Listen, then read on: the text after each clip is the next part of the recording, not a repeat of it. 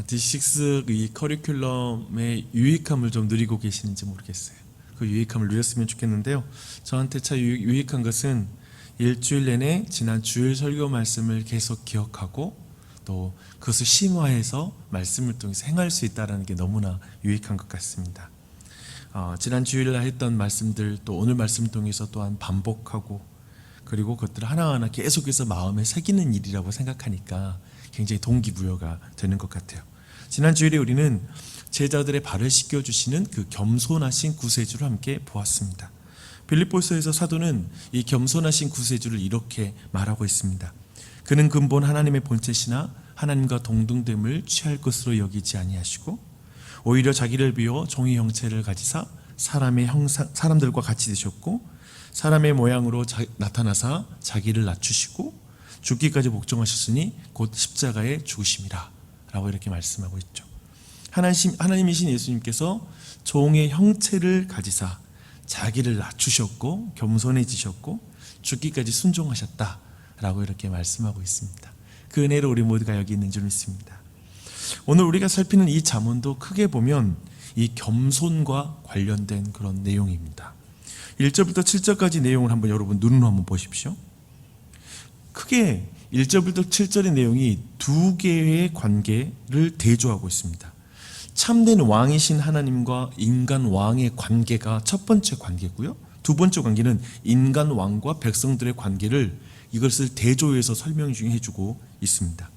이스라엘의 왕은 하나님과 하나님이 하시는 일을 살필 수 있는 대로 힘껏 살펴야 되죠. 부지런히 살피고 나서 자신이 결정을 내려야 되는 위치가 이스라엘의 왕입니다. 솔로몬은 이것을 굉장히 잘 알고 있었죠. 그래서 3절을 보십시오.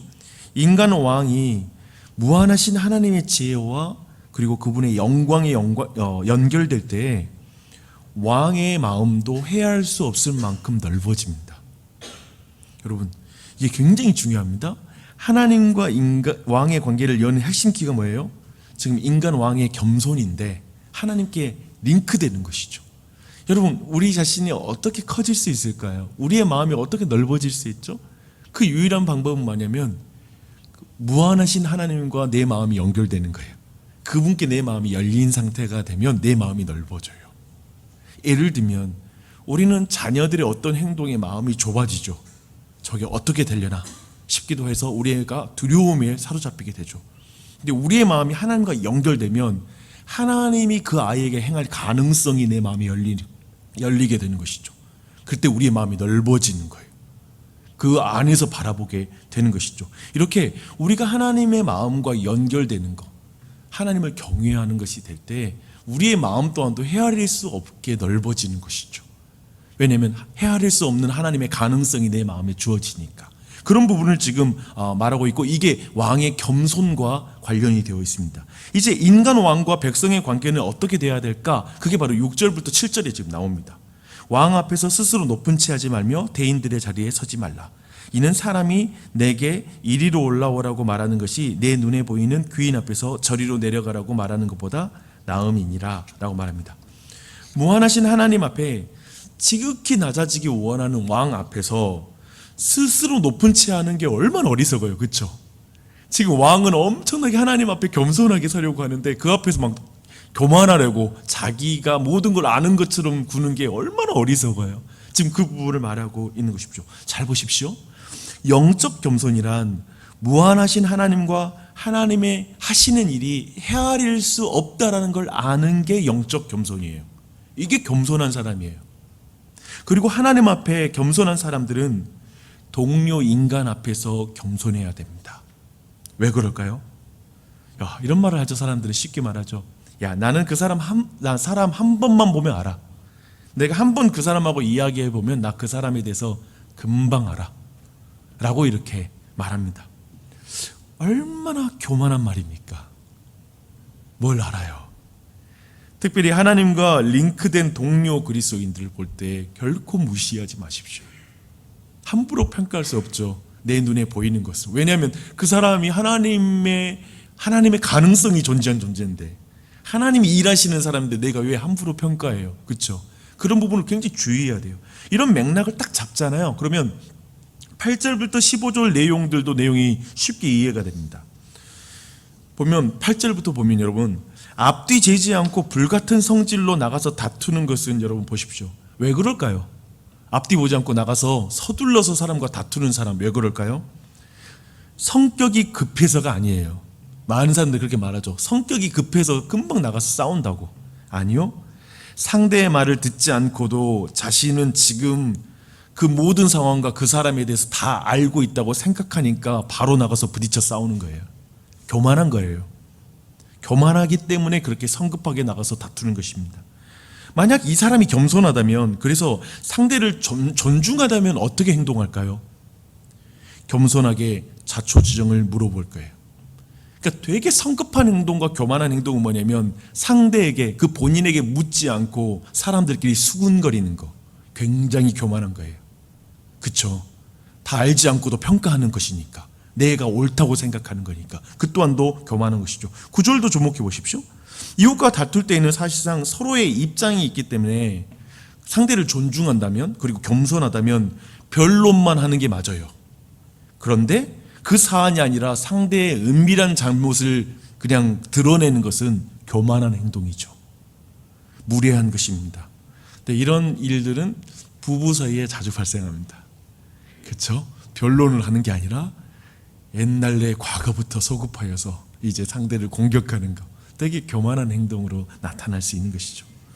겸손에서 출발된 이런 태도는 이제 1절과 12절에서 보면요, 이것은 겸손의 애티튜드로 나옵니다. 11절 보십시오. 말씀이 정말 좋아요. 경우에 합당한 말은 아로새긴 은쟁반의 금사관이라. 슬기로운 자의 책망은 청종하는 교의 금고리와 정금 장식이니라. 여러분, 경우에 합당한 말은 어디에서 시작되냐면 경청에서 시작됩니다. 경청이란, 그래서 겸손은 경청이라는 태도를 잉태하고 경청은 경우에 합당한 말을 출산합니다. 이걸 주목하셔야 됩니다. 잘 생각해 보십시오. 여러분, 우리는 자기중심적인, 그래서 굉장히 교만한 사람과 대화하면 어떤 걸 느끼세요? 상대가 내 말을 듣지 않는다는 걸 알아요. 그렇죠? 워낙 자기 생각이 강하니까 내 말을 경청하지 않는다는 걸 느끼게 되고, 그래서 중간에 보면 그런 사람의 특징이 뭐냐면 중간에 말을 막 끊고 들어오는 거예요. 그러니까 본인의 말을 참지 못하는 거죠. 그래서 상대방 말을 다 듣기 전에 끊고 들어가서 이야기를 하게 되고, 그리고 이야기를 하고 나서 상대가 또 말을 해주면 항상 느끼는 건 뭐냐면 내가 하고 싶어하는, 그리고 내가 지금 말하고 싶어하는 핵심을 다 놓치고 항상 또 말해. 그러니까 그렇게 어떤 오해하고 다른 결로 말하는 것을 보게 됩니다. 참고로 이 말은 자주 제 아내가 내게 하는 말인 것을 밝힙니다. 그러나 있잖아요, 여러분, 경우에 합당한 말은 사실상 나를 경청하고 나를 존중한다라는 그것의 열매이기 때문에 오늘 말씀의 표현에서도 경우에 합당한 말은 은쟁반 위에 놓인 금사와 같다. 그러니까 이 경청이라는 그 경우에 합당한 말, 우리 말 한마디는 사실상 그 내적인 겸손과 경청의 열매라니까 굉장히 아름다운 거죠. 그렇죠? 대단한 거예요. 그래서 여러분, 그냥 계속 다시 한번 주목해 봅시다. 출발은 어디예요? 겸손입니다. 겸손입니다. 이런 흐름으로 이제 15절 말씀을 보겠습니다. 오래 참으면 관원도 설득할 수 있나니 부드러운 혀는 뼈를 깎느니라 라고 말하고 있습니다. 이제 여러 가지 사회적 관계에서 이제 내용으로 적용이 들어갑니다. 여기에서 관원은 아마도 사회적 대결 구도를 다루는데 매우 익숙한 사람입니다. 관원이니까요.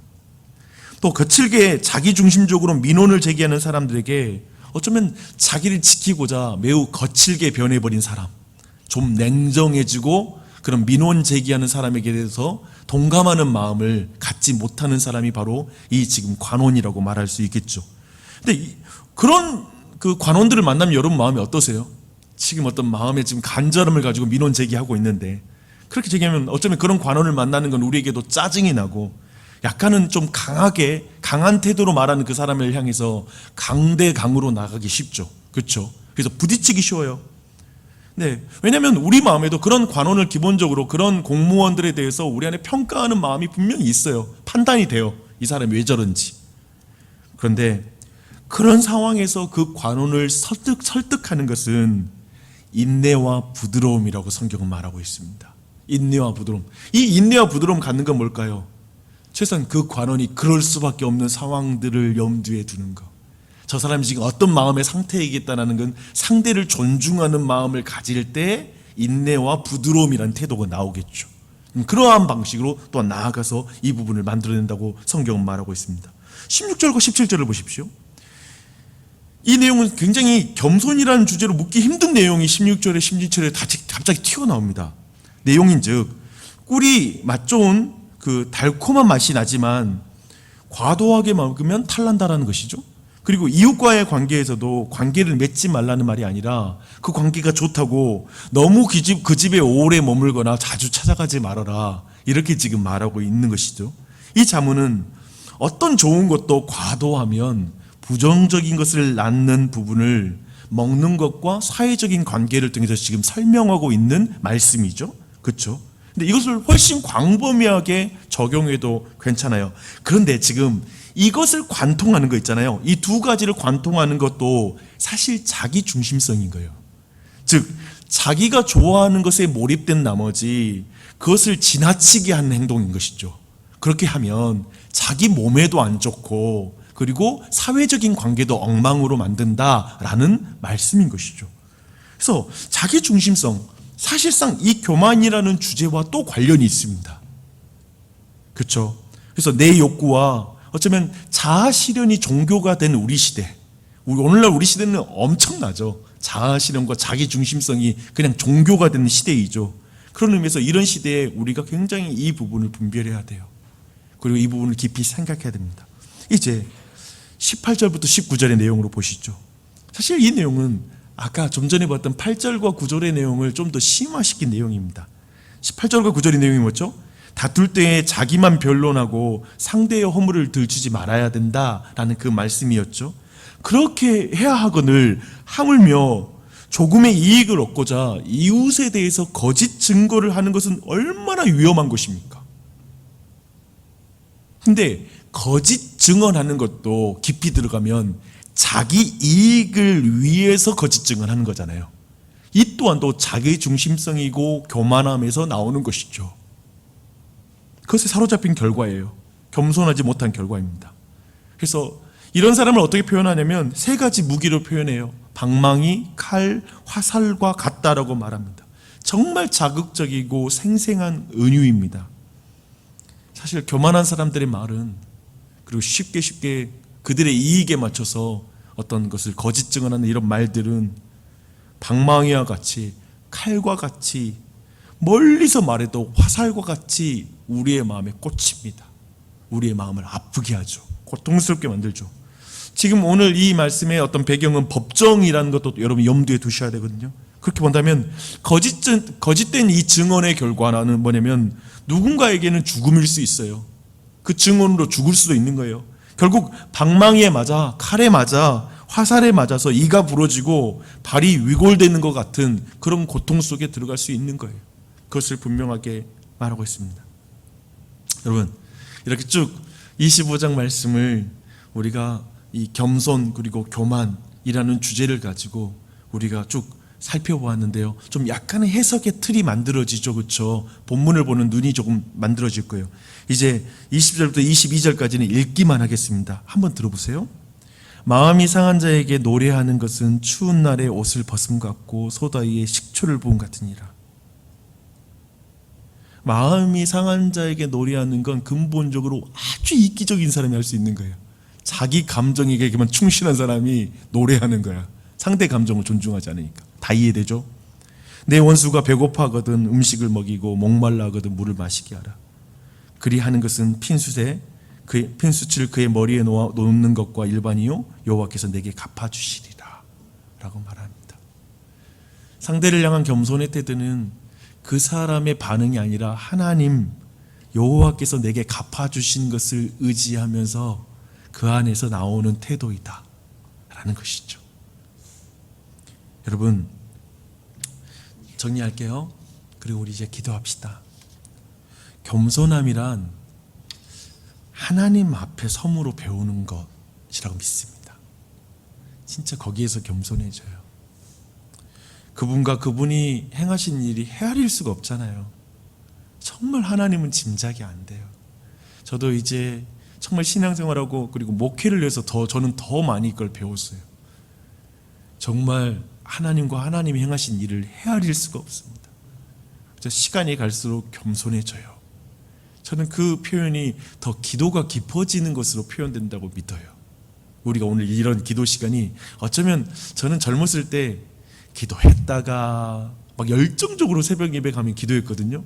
그러다가 금방 시들어져가지고 이제 또 안 나와. 또 어떤 은혜 받으면 또 나와. 이걸 반복했습니다. 근데 요즘 와서 이제는 더 이 아침 기도의 시간이 내게 익숙해지고 더 그런 게 뭐냐면 하루를 살아가는데 하나님과 하나님이 하시는 일을 헤아리지 않고 그리고 그것을 최대한 반영해서 내가 서지 않으면 그날을 그냥 제대로 보낼 수 없다는 게 더 와닿아요. 그러니까 내 지혜, 내가 할 수 있는 내 능력으로 살아낼 수 있는 삶이 아니다라는 게 더 느껴지는 거죠. 그래서 그분 앞에 겸손함이 그 기도함으로 표현되는 것을 저는 믿습니다. 그리고 말씀을 보는 걸로 우리가 더욱더 표현이 되죠. 근데 그렇게 하나님 앞에 섬으로 겸손을 배운 사람은 하나님의 형상으로 지어진 타인에 대해서 겸손하고 겸허해집니다. 진짜 시간이 갈수록 내가 배우는 건 뭐냐면 교우들 한 사람 한 사람 있잖아요. 함부로 대할 수 있는 사람이 아무도 없어요.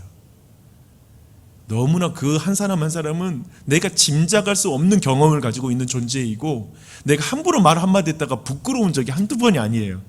그냥 쉽게 판단했다가 나중에 내가 큰 코 다친 적이 한두 번이 아니에요.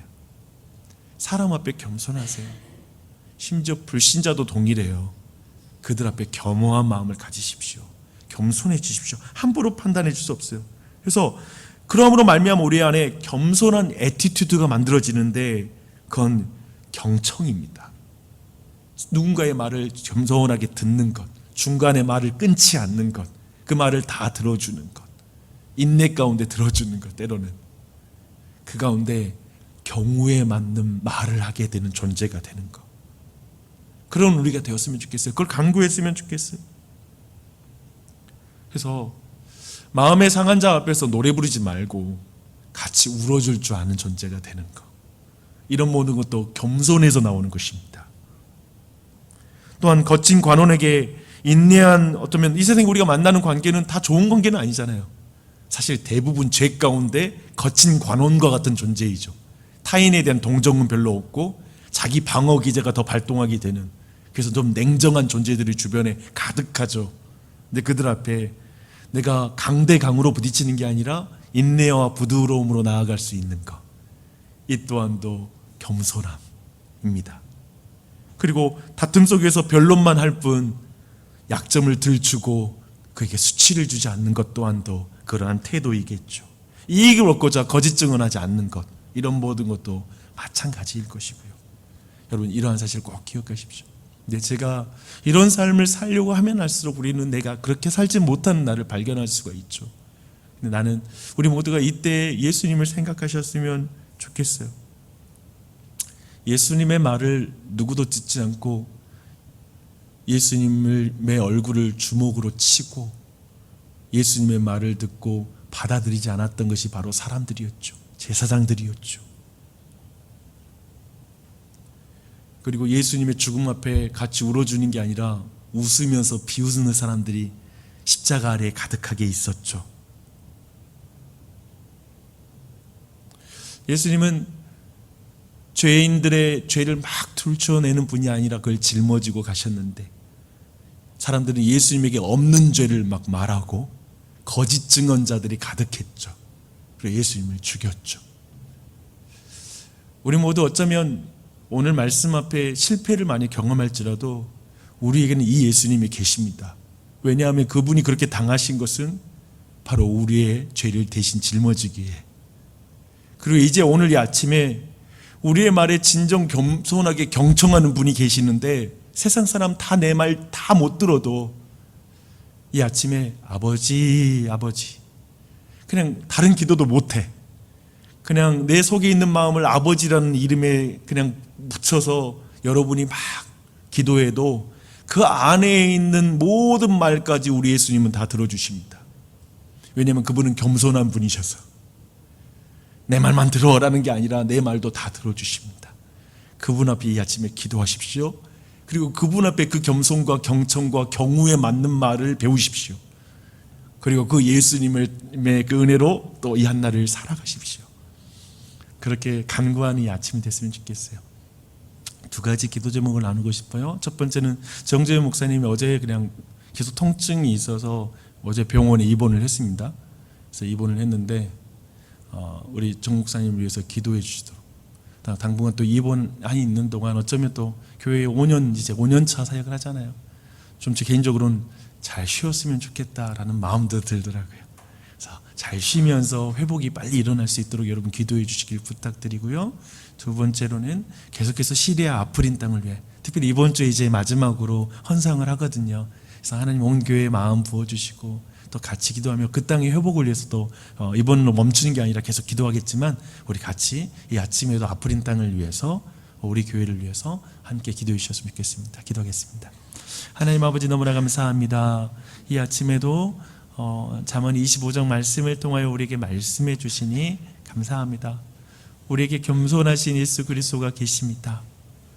하늘의 영광을 버리고 이 땅에 내려와 겸손하게 우리의 발을 씻겨주신 예수님, 그분은 내 말을 다 들어주시고 그리고 나에게 경우에 맞는 말을 해주셨습니다. 어쩌면 십자가 아래에서 경우에 맞지 않는 말을 사람들이 말하고 있고, 예수님의 상처에 소금을 뿌리는 것 같은 말을 사람들이 내뱉고 있을 때 예수님은 십자가 위에서 가장 경우에 맞는 말을 하셨는데, 아버지, 저들을 용서해 주십시오. 저들이 자기가 하는 일을 알지 못합니다 라는 말씀을 해 주셨습니다. 우리 모두 그 예수님의 그 말씀으로 어쩌면 우리 인생의 모든 고통스러운 외침을 다 듣고 하시는 가장 경우에 맞는 말, 아버지, 저들을 용서해 주십시오. 저들이 자기가 하는 일을 알지 못합니다 라는 말씀을 통해 주님은 우리를 구원하셨습니다. 감사합니다. 우리가 이런 말을 듣고 자라는 사람인데 우리가 어찌 이 세상에서 함부로 말해야 되겠습니까? 우리가 이런 말 듣고 자라는 자녀인데 어찌 이 세상을 향해 우리의 입에서 거짓된 말과 그리고 비방하는 말을 할 수 있겠습니까? 주님, 저희가 이 아침에도 이 말 듣고 나아갑니다. 이 한날 그렇게 나아갈 때 한 사람 한 사람 성령으로 충만하게 하여 주시고 그 은혜 가운데 오직 그 은혜로 온전한 말을 하며 경우에 맞는 말을 오늘도 한날 할 수 있도록 은혜 베풀어 주시옵소서. 하나님, 이 아침에도 기도하는 한 사람 한 사람 붙잡아 주시고, 특별히 우리 정 목사님 허리 치료해 주시고, 또 이 시간이 쉼과 회복의 시간 될 수 있도록 은혜 베풀어 주시고, 아프린 땅 가운데도 큰 은혜 베푸사 회복되게 하여 주시옵소서. 감사드리며 기도하는 모든 지체를 도우실 우리 구주 예수님의 이름 받들어 기도합니다.